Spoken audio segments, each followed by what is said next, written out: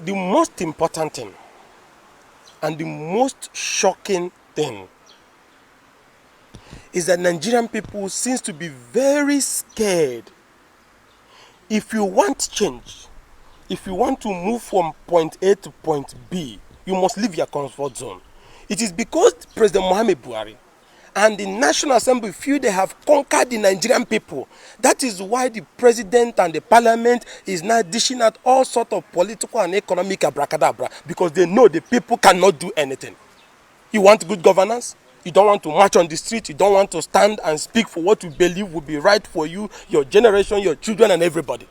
How did the parliament, in less than 1 hour, shock the whole world and approve $22.7 billion in foreign loan, and on the same day approve $5.5 billion in foreign loan for President Muhammad Buhari? And let me say this very clear. This proposal for $22.7 billion was brought under Bukola Saraki and Dogora leadership of the parliament. They asked government for details of this borrowing plan, including the project, how viable are they. The president couldn't meet up with the demands of the parliament. It was rejected. And now they have brought in Ahmed Lawan. Just like we always say, that they brought them in to act as political hallelujah boys. If not, tell me the reason why Nigerians were waiting to see the Senate discuss robustly the issue of borrowing $5.5 billion. Only for Nigerians to wake up and now see that they have smuggled in $22.7 billion, so that Nigerian people will not know. Before you know it, they say they have approved it. In less than 1 hour, both the Senate and the reps. And this recklessness is so painful in the sense that this is a government that is going about borrowing money, junketing from one street in China to IMF boardroom, asking for loans. Now, when you borrow $22.7 billion, it is shocking that inside that borrowing plan, $500 million will go to renovation of NTA. What kind of rascality is that? You say you don't have money. You say the republic is broke. We're facing a health and economic problem, and then you go and borrow money that you don't even have the resources to repay back, and then you waste it on repairing NTA that is not commercially viable because they earn only government views. And not only that, you're going to spend part of those money on so-called digitalization of data of EFCC and the National Identity Management Commission with over 70 billion. Is this what Nigeria needs at this particular moment? And then the painful part of it, to show you that the parliament have been highly compromised politically. The parliament is getting 27 billion naira to renovate the National Assembly. Ask me, you reduce the budget of health in this period of health emergency. You can see how the government is thinking.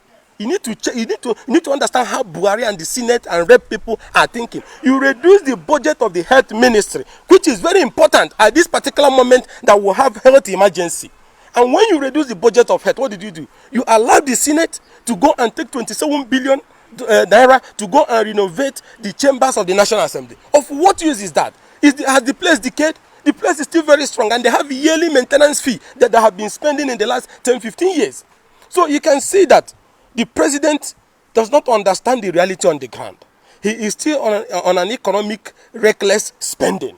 Because if the president is not reckless in terms of spending, there will be no justification to be begging for loans on the street of China and boardroom of IMF, only for you to get the loan in this time of hardship, and you take 200 billion to repay NTA, and then you take over 70 billion to match the data of EFCC and the National Identity Management Commission. Then you take 27 billion and give Ahmed Lawan and Femi Gbajamamila for them to repay the National Assembly. So you can say that it was because the president allowed the parliament to get away with a frivolous 27 billion renovation of National Assembly that the parliament in less than 1 hour approved a reckless borrowing plan. Not to talk about the fact that we are in court over this borrowing plan.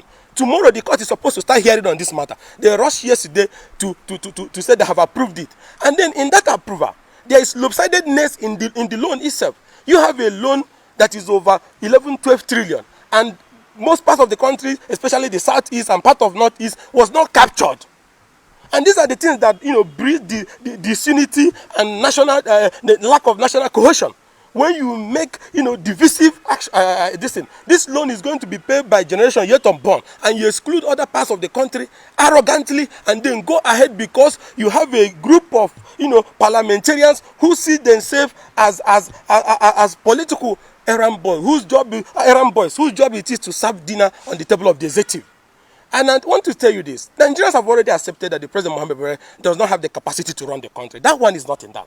But now, what about the Senate and the Rep? When did Ahmed Lawan and when the lawmakers allow Ahmed Lawan and Femi Gbajabiamila to reduce the once vibrant National Assembly? Is this not the National Assembly of the likes of Okadibo, Kenan Namani, the likes of Galina Abba, the likes of Aminu Tambo and Ihedio, the likes of Bankole? How did they reduce the House of Rep to become a house of hallelujah, whereby anything the president have, concord in his dreams, they approve it? This parliament has approved for Mr. President to borrow 850 billion naira from the domestic market. It's not even up to 2-3 weeks. This same parliament has approved for Mr. President to take $3.5 billion. This is over $1 trillion from IMF. It's not even up to a month. This same parliament has also approved other borrowing plans that is almost close to $5 billion. Now, a day before yesterday, they now rushed and approved $5.5 billion in less than 1 hour, approved $22.7 billion in less than 1 hour. And 80% of this project that is tied to this borrowing plan that is over 15 trillion, none of them will be able to repay the loan. They are not economic viable. So when you borrow $22.7 billion, $5.5 billion for consumption, and then invest in projects that some of the rail lines, some of them are not economic viable. Now, instead of taking rail lines, if it's rail line that goes to Kano, part of Lagos, part of Port Harcourt, or Nichano, it's better. Then you go and build rail lines that at this particular moment of economic hardship will not be able to repay the loan. And some of these loans, they have not been able to tell Nigerians the details of the commission rate. The moratorium they're talking about is 5-7 years, which is very close. And then we are still going to pay almost 5% as interest rate on some of this money. So at the end of the day, Nigeria will not be able to meet up with its payment obligation. And what does that tell you? More economic problem. The naira is going to start losing value. There's going to be a lot of confusion. And these things are not creating jobs. And that is why you said that the president cannot do this job. But there is checks and balances, which is the parliament. How did we get to a parliament that will have a parliament that anything the president brings, the parliament pass it? And that was why we raised the objection. We said, Femi Gbajabiamila, having been convicted by the Supreme Court of State of Georgia, that he is a man that has been indicted for dishonest act. Dishonest is a serious offense. He's unfit for any public office. Now you sneak into this country and you get yourself to the parliament. These documents were brought to public view. Today he's fighting opposition. It's because we refuse to compromise that struggle. Because we believe we must continue to fight. Even if members of House of Rep are under juju or whatever, they should free themselves and do the right thing. And because we resisted the emergence of Femi on that gang, and we said the reason was very simple. The reason we gave was very simple. We said, when you have a speaker that have been indicted for dishonest act, completely convicted by the Supreme Court of State of Georgia, we have the CTC, that having been elected speaker, that he will not have the balls to stand up against a rampaging democratic dictator like President Muhammad. Because once he do that, they are going to use his indictment by the Supreme Court of Georgia to deal with him. Not to talk of the fact that there is an issue of perjury that we have alleged, that in his Form CF001, he did not feel that he had been convicted of an offense involving dishonesty. That was why we secured an arrest warrant during the time before his election. And we are still in appeal on that particular matter. But what do you get? He's constituting a panel to probe the opposition, thinking that he can silence us because we oppose the outrageous infectious disease bill. You want compulsory vaccination, you want to seize people's property, and then you pass the bill within 30 seconds. Is this place in Kruziza's of Burundi Parliament or Mugabe of Zimbabwe Parliament, where you can do all kinds of nonsense and get away with it? That's why we resisted him, and he started all this cock and bull probe. And parliamentarians were jumping to support him while he is passing a budget, a borrowing plan of $22.7 billion, $5.5 billion within hours without legislative scrutiny. They have sold the country. That is the point. The country cannot be able to meet up with this obligation. And that is the simple truth. And that is what we are saying, that inside that parliament, there are still men that have honor. Why are you keeping quiet and allowing a man that is unfit to lead you to continue to run down the image of the National Assembly, especially the House of Representatives? That parliamentarians that have courage should stand up and do everything possible to ensure that Bajabamila is disgraced out of office, including those who are singing that hallelujah, because Nigerian people are disgusted with the Federal House of Representatives. They see them as reckless, they see them as insensitive, because when you say the country does not have money, when you say the benchmark for the oil have dropped, we cannot meet up our budget proposal, and then you devote 27 billion to renovate the National Assembly and cut down the budget for health in this time of health emergency, that is legislative rascality. And that is why I say Nigerian people need to stand up, because the problem now is the Nigerian people that is keeping quiet and allowing this group of people to continue to destroy the economic future of this great country. And I must tell you this, after all the borrowing, all these borrowings I have listed, the $3.5 billion from IMF, the $5.5 billion they approved the day before yesterday, the $22.7 billion, the 850 billion naira from the domestic market, the earlier $3.5 billion. Now, we now add the issue of the Abacha loot that they said they recovered. The recovery by the EFC, they said that is in trillion. Then you ask yourself, where have this money been applied to? Why is it that there are still poverty issues in the land? Why is it that there is still insecurity? Why is it that the soldiers that are still fighting in Borona and Medugri do not have the equipment? You saw the video that is going viral that they are complaining. They don't have the necessary weapon to fight. Boko Haram members are ambushing them. So in that case, we are sending our fine officers to just go and be killed for nothing. So you ask yourself, where is the money meant for provision of security equipment going into? How come the soldiers do not have sophisticated equipment to quell the activities of not just the Boko Haram, but the bandit that is ravaging every part of the country? Today, look at a man that is president. His home state, Katsina, have been taken over by bandits. How do you trust such a man with leadership? Because under Section 14 of the Constitution, the primary responsibility of governance is protection of lives and property. The question is, has Mr. President been able to protect lives and property? The Fulani herdsmen issue is still going recurring left, right, and center. People are being murdered and killed in their sleep. Look at what is happening in southern Kaduna. Men and women are raped and killed every day. What has the president done? And then we keep saying that the body language makes it look like we are encouraging these bandits, these outlaws of the underworld, to continue to men, rape, and destroy our people. How can a man be so wicked that you cannot fulfill the basic responsibility of governance, which is to protect lives and property, and for which people are paying tax and maintaining you? Because you are not doing anything for the people. It is the people that are elected, it is the people that are paying you tax, and you are living very well, making new dresses every day, but just give them protection of lives and property. You cannot. And human beings will be defending that because we want to reduce everything on the altar of party politics, religion, and ethnicity.